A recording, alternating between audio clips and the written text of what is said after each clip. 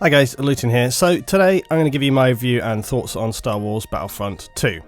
Before we do, can I just say please appreciate how painful this was for me to make. I had to play this game, and toward the end of trying to get gameplay, I was literally desperate to stop playing. It's hard to overstate just how much of a disaster this game has been, and spare me please the talk about how it was overshadowed by the loot box shambles, because unless you're in the cult of Star Wars or you just enjoy games where you run around wildly shooting almost at random, there's very little to praise here. It's a tedious repeat of its previous iteration, which leads to the same end result, just boredom.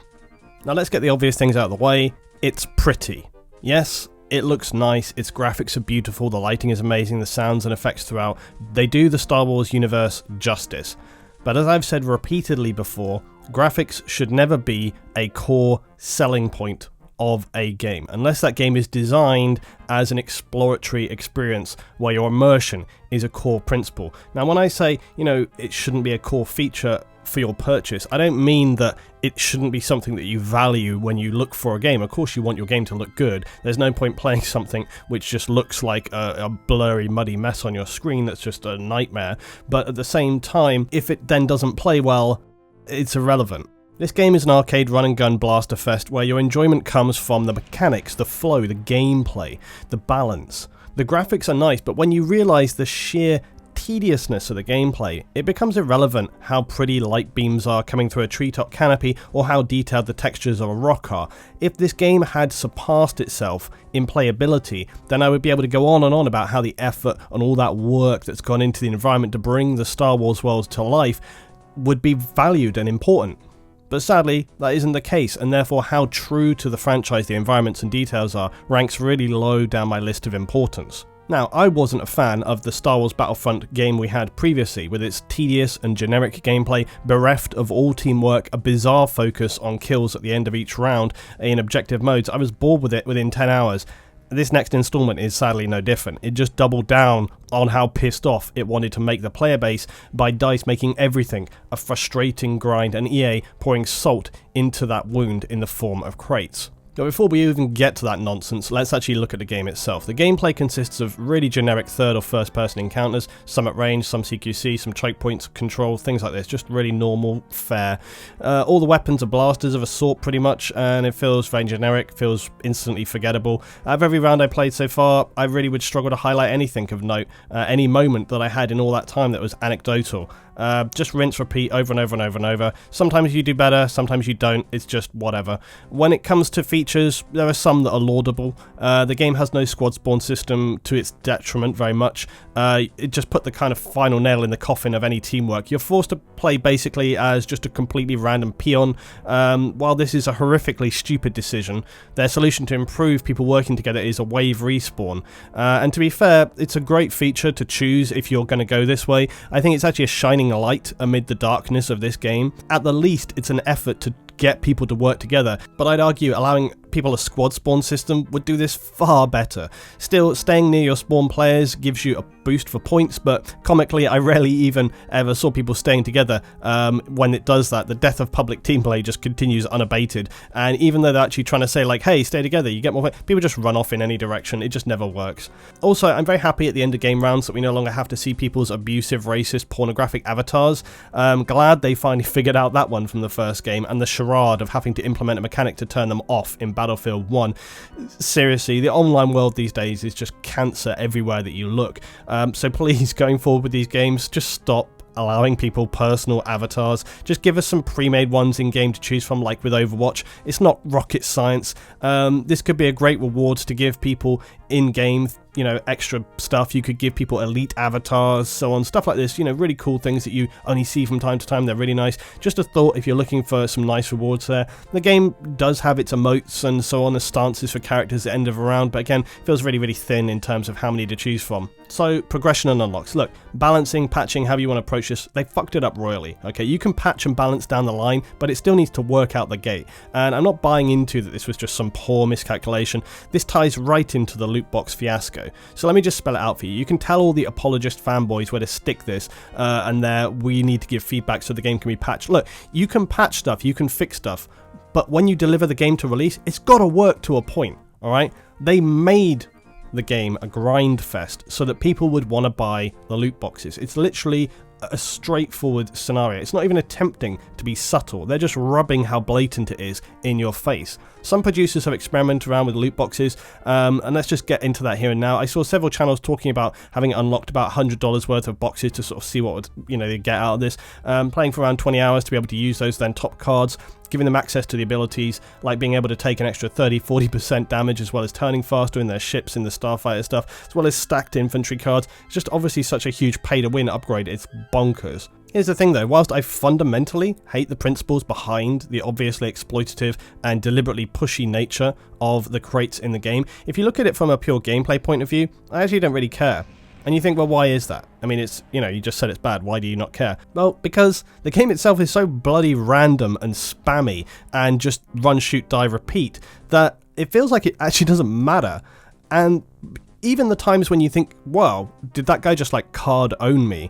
Well, usually you see that person dying moments later, and isn't that the saddest thing? That despite these upgrades that you basically gamble to buy into it, even then it actually has far less of an impact than you probably would want it to if you were shelling out cold hard currency. But the fact that it does still have an impact, despite what people say, and as I say, how you even might feel, the fact that it does have an impact is enough to call it what it is, which is pay to win. And how can you turn out a AAA title in 2017 with a literal pay-to-gain advantage system and not expect people to lose their minds? It shows just how poorly EA think of their customer base and how spectacularly they've misjudged the community.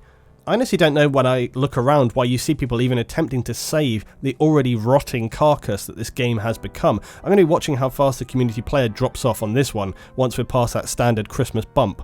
We don't need to go into heavy detail on the crate system because I've already covered it extensively, so let's just surmise by stating it's fucking bullshit. Anybody who doesn't call it out as such is just kissing up to the ass of EA and DICE to fluff the feathers in their own cap. Not only is it a damaging system to this release and to your gameplay experiences, but if these companies hold true to their word, it threatens to damage further games down the line. Now, when the next Battlefield comes along full of pay-to-win loot boxes, I hope you're going to look back and look at who went easy on this issue talking about it. With that said though, this might not be as straightforward as big publishers want it to be, with several countries now talking about looking into regulating video games more, and some politicians outright calling this gambling for children. Things are looking pretty spicy for big publishers. This whole debacle has backfired more than anybody could have seen it coming. I think a lot of people thought like, oh, nothing's going to happen, we're just going to get screwed over again. No, it's actually gone the other way. Some game rating commissions have been saying this week they're trying to sort of get out of having to do anything about this, and they're saying the inclusion of loot boxes will not dictate to them how they rate their games because loot boxes are not actually gambling. But as I said yesterday on Twitter, while that may be true, like the literal definition, maybe we just need to broaden our definitions of gambling. If you place money on something to gain an uncertain reward, to me, that's gambling. Sticking to a talking point that only activities like horse racing, casino-based games, say betting on sports, constitutes gambling, to me that seems just lazy and irresponsible. Definitions don't just remain the same forever. Loot boxes are fast becoming known as soft gambling that can be marketed to a young audience. And honestly, what is more insidious than something addictive and potentially damaging to somebody's mental health, than a softer form of a widely understood activity known to be heavily damaging to adults? And as I said, you see countries and some politicians actually weighing in on this now. State Representative Chris Lee of Democrat Hawaii stated this week that the practice of loot crates was predatory, and he referenced back to things like smoking through the use of characters such as Joe Camel to appeal to a younger audience were not allowed, so why would people stand for this? He also went on to say that the game was, quote, a trap, which is just deliciously comical. The fact that EA DICE hit the panic button and decided to suspend the microtransaction system just at release makes you understand just how chaotic and frenzied things must have been going behind the scenes, not to mention how absolutely raging the Disney taskmasters must be currently. Having just about managed to craft themselves a good thing with the Star Wars franchise in the past couple of years, they aren't about ready to let their hard work of pushing out some nostalgic lip service to fans to be undermined by some EA execs with their eyes on some profit margin graphs. One thing that really stood out to me was how comically balanced the scoreboards are at the end of every round. It was really bizarre to see how these boards of eliminations, where you're seeing, instead of a huge disparity between players, it often was pretty even across the board. And this is down to the fact that the end of round boards don't really show your KD, or even show your kills. They just show your kills plus any kills you contributed to. It's eliminations. And this means that the scoreboard is effectively homogenized, giving even less actual productive feedback than something like a KD ever did. In a way, it's kind of like the perfect analogy for the game. It's just a watered down broth of a shooter that looks appetizing and punchy, but lacks any flavour once you get to it. It just doesn't deliver. And then you get stung with a nasty bill on top. As with its predecessor, Star Wars Battlefront 2 is an absurdly non-skill based game. For sure, if you really want to put your try-hard pants on, you can usually scrape a few more kills and points than others, and if you unlock those heroes early, you're going to be stacking and rinsing the points throughout the round, but honestly, anyone can run around and probably just pick up some kills along the way, which is quite the opposite to DICE's other offering recently, BF1, where, as I've repeatedly said, if you actually take a look at any big game round and you see a familiar story of about 4 to 5 players carrying about 75% of the team score, which shows the huge majority of players contribute barely anything round to round. In contrast, Star Wars Battlefront 2 feels to me more like the everybody gets a medal kind of game, where it's sort of designed to make you not feel like you've performed badly, which in a strange way is perhaps what they wanted it to be, a visual experience where what you're actually doing has very minor impact game to game, which is probably why I feel so instantly bored and just forget almost what I'm doing, because this kind of gameplay is so extensively unappealing to me. When you really look at it though, similarly to, again, its previous iteration, when you do find someone who has like maybe grabbed one of the powerful vehicles, one of the heroes, that guy suddenly leaps ahead on the scoreboard by such a hugely disproportionate margin that it seems, again, just it doesn't contribute anything constructively, because what you have is the bulk of players just kind of doing whatever, and then this one guy who just goes leagues ahead, and that seems to happen game to game, so it's just all over the place. Now let's make mention of the super fun heroes, because who doesn't enjoy having spammy, glitchy, lightsaber wielding heroes running around with near impunity, reaping everybody in sight? It's super fun. Of course not only fun for the person who got that control point stack of kills or an early vehicle unlock and farm some points to get that hero. It's the AC-130 of this game, as it was in the previous game. It's irritating. It further detracts from any sense of purpose or achievement by the peon-like players who seem to exist mostly just to get fucked over by these insanely powerful characters. Now, as I'm writing this out, it's really hard to actually think of anything strongly positive to say about the game other than the graphics and the sound, the token gestures towards team play, which are sadly just like dropping a pipette of ink into the ocean for how noticeable an impact they actually have. The gameplay is just really disappointing, it's forgettable, it's tedious, it's unrewarding, the actions you take feel like they're unimportant, the experience you gain feels like a basic pointless grind, and the different weapon unlocks and specializations just your standard fare. If you have a massive, salivating, uncontrollable nostalgia for Star Wars, if you're the kind of person who's wetting their pants at every movie release and spamming Twitter with how life-changing an experience it was, then go for it. Pick this game up. Or I suppose if you also want a game where you can just run around at random holding your left mouse button, switching your brain in a vegetable mode, this game's also for you. If you want any other experience, put that money back in your pocket and choose from the ever-swelling variety of other choices out there. It's the autumn Steam sale, trust me, you can make your money go a lot further, and I'm going to be doing an overview about that this week as well.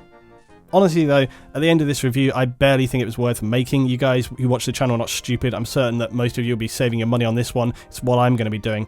I'll just finish off by saying it's sad.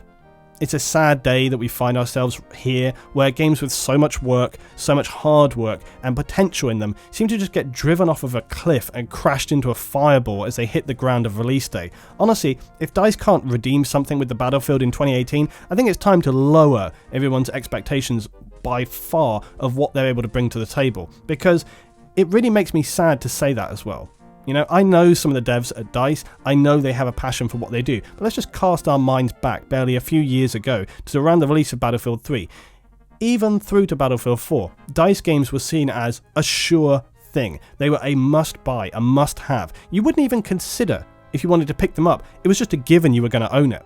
And I remember around Premium with Battlefield 3 as well, I remember saying to people at the time, I'm getting it 100% because I know for a fact I'm going to be playing this game for like a year, maybe more.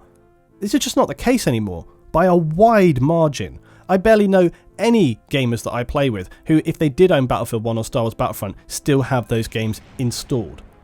And I think I'm going to be talking on this further in another video, but for now I'm just going to say, DICE, You have it in you to produce literally the greatest games. Please do us proud with the next Battlefield game. We need it, and you deserve it to show just what you guys can do. We need solid substance, not just style. So that's the end of my review today, guys.